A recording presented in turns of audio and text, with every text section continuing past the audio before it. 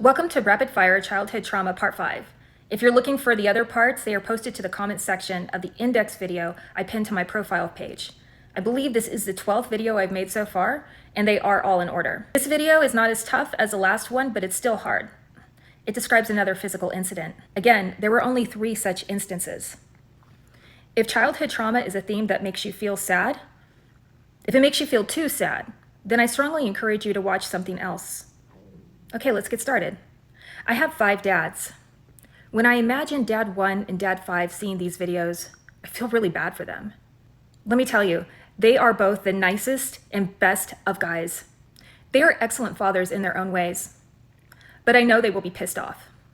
Not at me, but about the chaos, and at Gail, Dad number 2, who died in 2008, and they'll be pissed off at my mom. Dads 1 and 5, if you find these videos on your phone, just know that I'm okay. Life gives us both bitter and sweet, and I survived this shit. It wasn't so bad. As Justice Rehnquist once said, you have to take the bitter with the sweet. And as I always say, if you make it into your 70s and you don't have the scars to prove it, then you never lived. When I was about 10, my mom had to travel out of town for some reason. I can't remember why. My sister and I were left with Gail and Krista.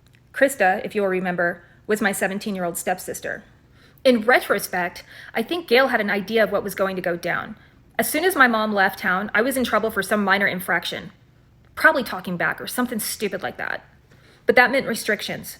No TV for the rest of the week. Of course, my sisters knew I had gotten in trouble. Unfortunately for me, I have ADHD and soon forgot. When Gail got home that evening, he found me in the living room watching TV with my sisters. Honestly, when he walked through that door, he looked thrilled.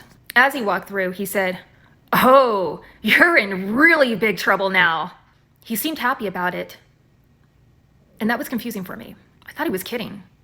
Even when he told me to go to his room, I still didn't get it. But then the beating began. He beat me with a leather belt and sent me to my room. For the record, because I've been asked this before, yes, I was fully clothed. Gail was a child abuser, but he wasn't a pedo. None of that sort of thing happened to me, thank God. This is what gets me.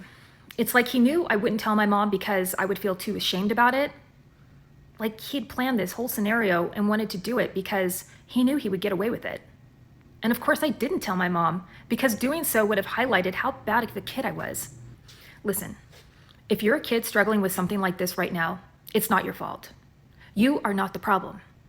Whoever is hurting you is the one with the problem. Be brave. Find a safer place to go, like a hospital or a fire station, and tell someone outside your family. Remember how I told you a lot of my experience is pretty germane to being raised Gen X and being raised by baby boomers? So I often heard, spare the rod, spoil the child. But children should never be hit. I don't care if it's with a belt or without a belt. I don't care what the Bible says about it. You just don't do that.